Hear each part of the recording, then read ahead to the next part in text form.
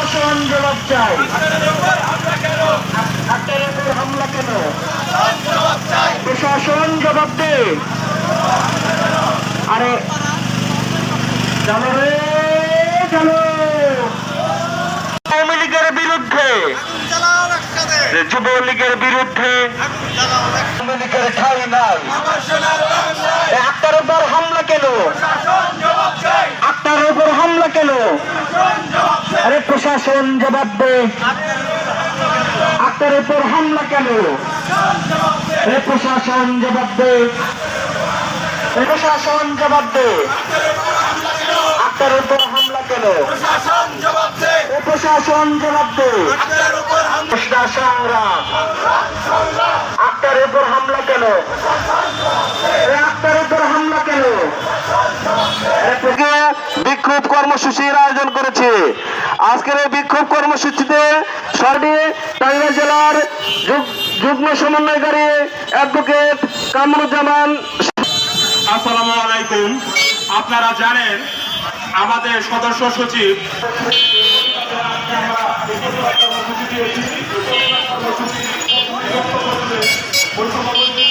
আমাদের যে প্রধান উপদেষ্টা ডক্টর মোহাম্মদ ইউনূস, তার সর্বসঙ্গী হয়েছে 3টি রাজনৈতিক দলের নেতৃবৃন্দ।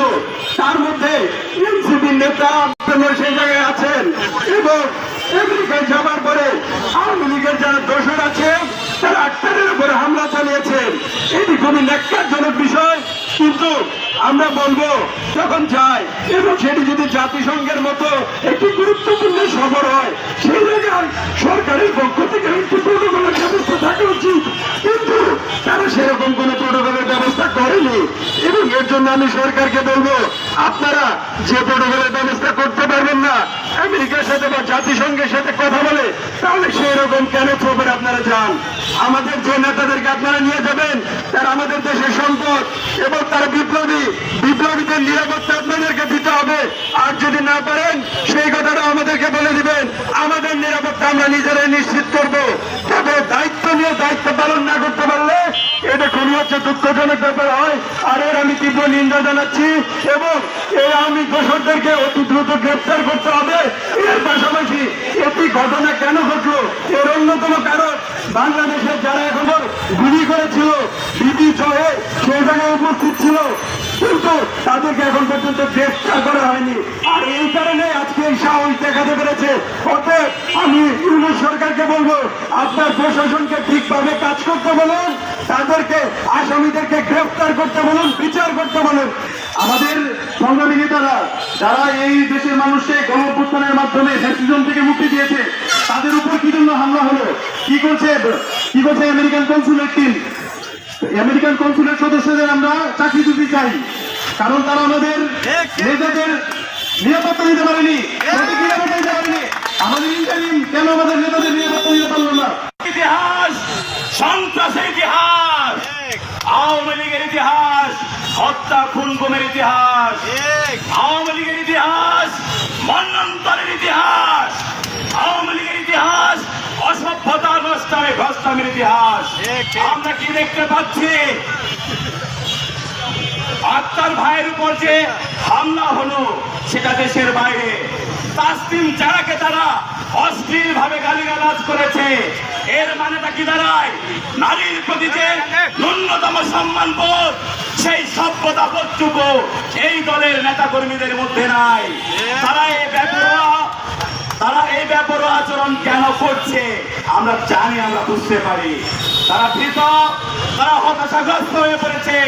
তারা বুঝতে পেরেছে 24 পরবর্তী বাংলা রাজনীতিতে আওয়ামী লীগের রাজনীতি অপ্রাসঙ্গিক হয়ে গেছে।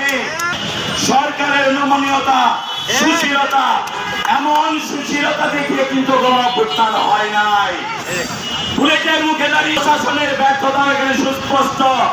খুনিরা, জঙ্গিরা এরা কিন্তু রাস্তায় বুক খুলিয়ে হাঁটছে, তাদের নিয়ে জামিন হয়ে যাচ্ছে। এই মদত তারা কোথায় পাচ্ছে, সাহস তারা কোথায় পাচ্ছে? নৃশংসতাকে তুলে ধরে বাংলাদেশে তাদের রাজনৈতিক কার্যক্রমকে নিষিদ্ধ করতে হবে। আওয়ামী লীগ হচ্ছে ভারতীয় একটি গোষ্ঠী। আওয়ামী লীগ